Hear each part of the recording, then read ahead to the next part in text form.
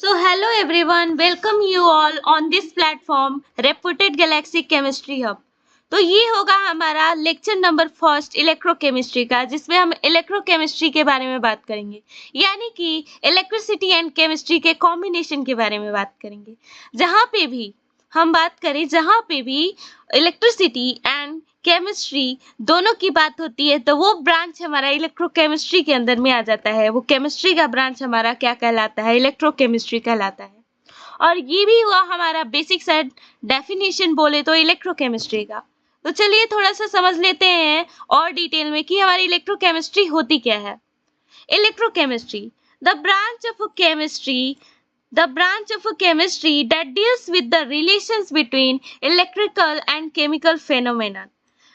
Chemistry की वो branch जो केमिस्ट्री के साथ डील करती है और साथ ही साथ इलेक्ट्रिकल एंड केमिकल चेंज को डील करती है, वो हमारी क्या कहलाती है? इलेक्ट्रोकेमिस्ट्री कहलाती है।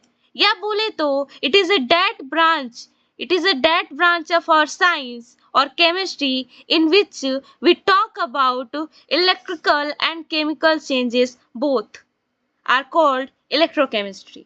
तो आई थिंक ये चीज आप सभी को क्लियर होगा। अब बात करते हैं, मैंने यहाँ पे रिडॉक्स रिएक्शन क्यों लिख रखा है। रिडॉक्स रिएक्शन इस वजह से क्योंकि एक बार इसको इंट्रोड्यूस कर लेते हैं, जो कि 9th-10th के अंदर भी ऑलरेडी पढ़ रखे होंगे, और ये हमारा 11th-12th का भी कंसेप्ट है further BSc IIT like examinations के अंदर भी आपको पढ़ने को मिलेगा।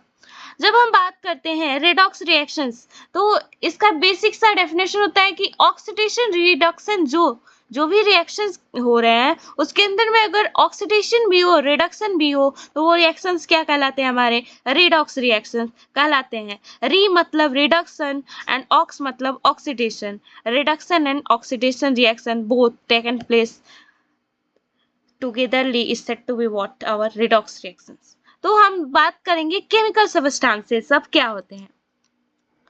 केमिकल सबस्टांसेस जिनके अंदर हम बोले तो कुछ ना कुछ एलिमेंट्स जो है प्रेजेंट्स है, कंपाउंड्स प्रेजेंट है, केमिकल्स प्रेजेंट है। ऐसे तो बहुत इन्वायरमेंट में हमारे आसपास जो है ना, बहुत सारे कंपाउंड्स हैं जो कि केमिकल सबस्टांस है।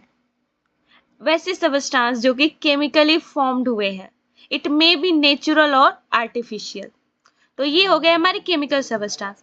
अब जो हमारे केमिकल सबस्टांस होते हैं, वो भी हमारे फर्दर दो कैटेगरी में कैटेगराइज होते हैं।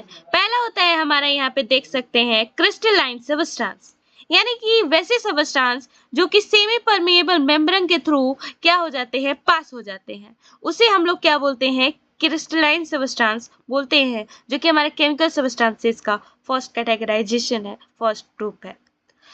जो पास नहीं होते हैं सेमी परमिएबल मेम्ब्रेन से, उन्हें हम लोग बोल देते हैं नॉन क्रिस्टलाइन सबस्टांस। अब ये सेमी परमिएबल मेम्ब्रेन होता क्या है?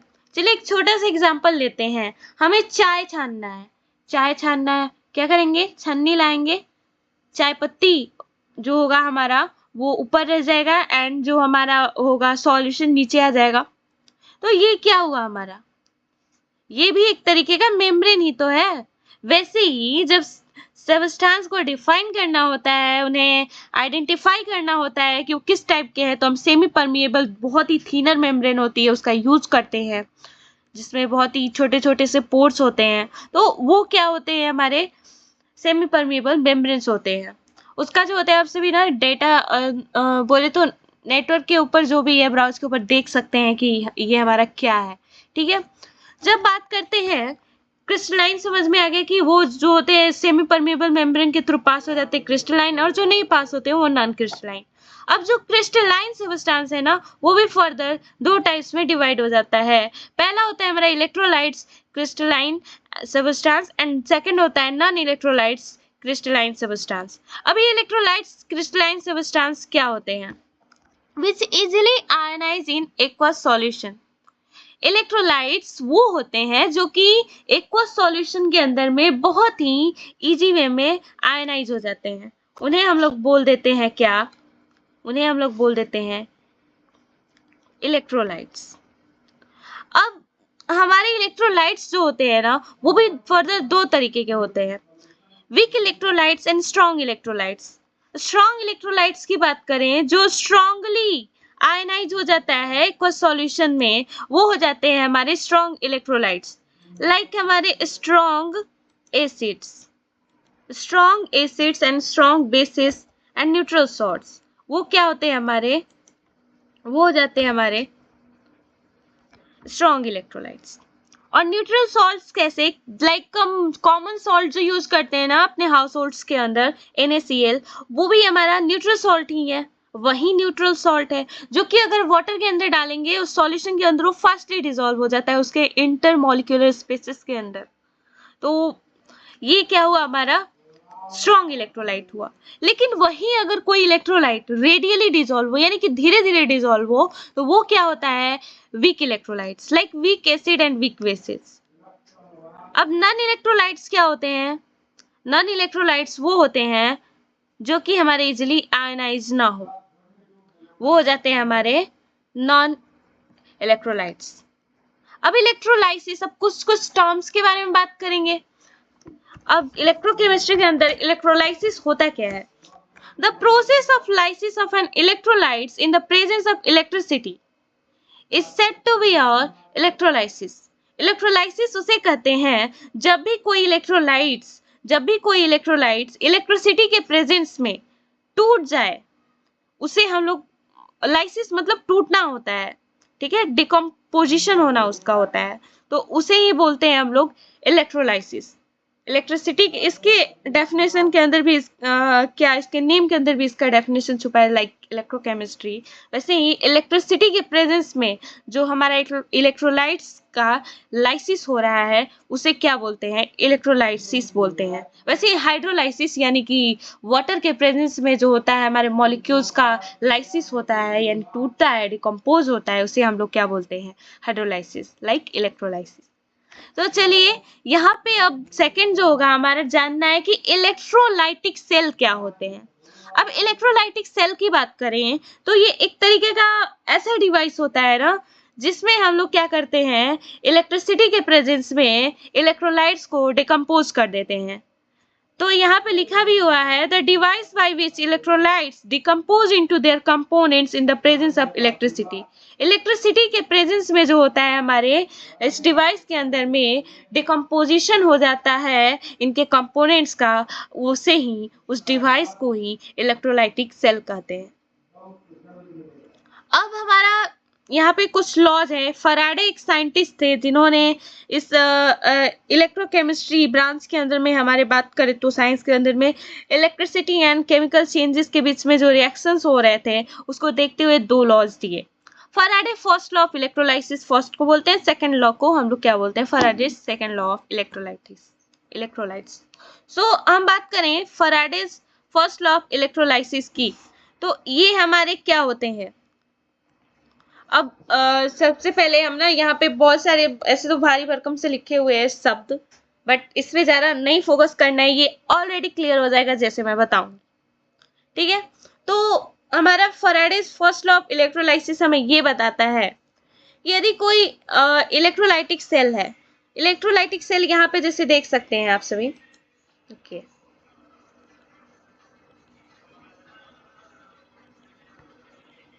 ये हुआ हमारा इलेक्ट्रोलाइटिक सेल। यहाँ पे जो हमने बनाया है ये हमारा इलेक्ट्रोलाइटिक सेल है।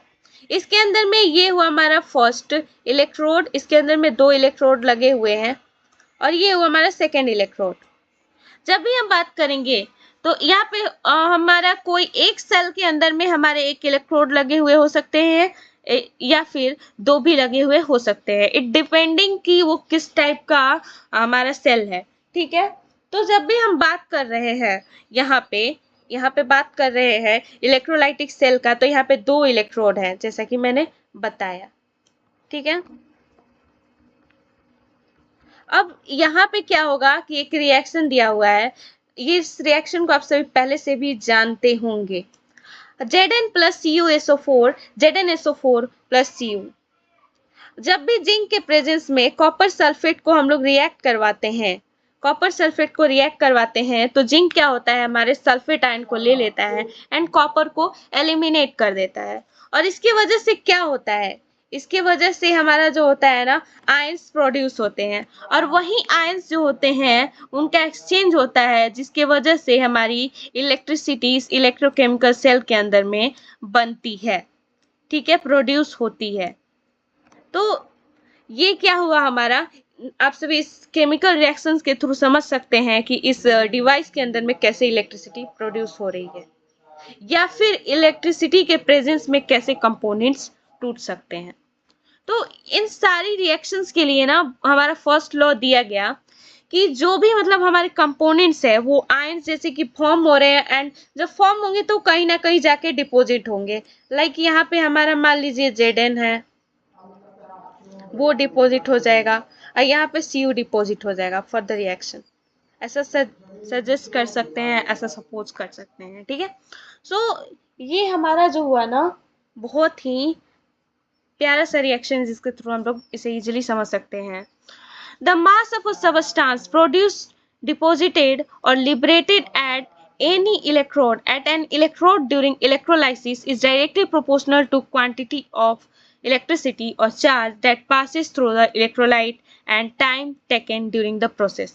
कहने का मतलब है जब कोई भी इलेक्ट्रोलाइट्स अपने कंपोनेंट्स के अंदर में टूट रहा है और उसका डिपोजिशन हो रहा है, तो वो जितना डिपॉजिट हो रहा है ना वो डायरेक्टली प्रोपोर्शनल होगा जितनी इलेक्ट्रिसिटी उसको मिल रही है एंड जितना टाइम लग रहा है।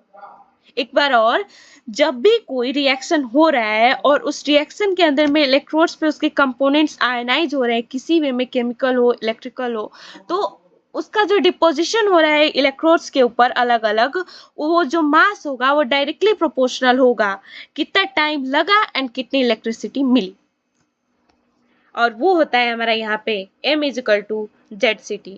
Z है यहाँ पे कांस्टेंट एंड C है चार्ज एंड T है time. So first law clear होगा बहुत ही आराम से। अब हम बात करते हैं फैराडे सेकंड लॉ की, ठीक है। फैराडे सेकंड लॉ क्या होता है?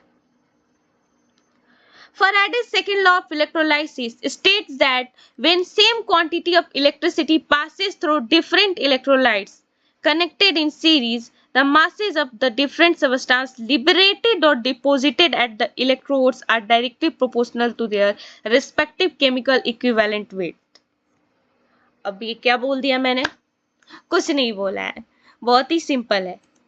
तो जब हम फैराडे सेकंड लॉ की बात करते हैं तो यहाँ पे ना जैसे कि यहाँ पे तो एक सेल था, लेकिन ऐसे ही अगर सीरीज ऑफ सेल्स कनेक्टेड है आपस में, तो कहता है कि जितना वेट है वो भी इलेक्ट्रिसिटी के डायरेक्टली प्रोपोर्शनल होगा, और यही हमारा बताता है सेकेंड लॉ, उसी के इक्विवेलेंट होगा, उसके इक्विवेलेंट वेट के प्रोपोर्शनल होगा।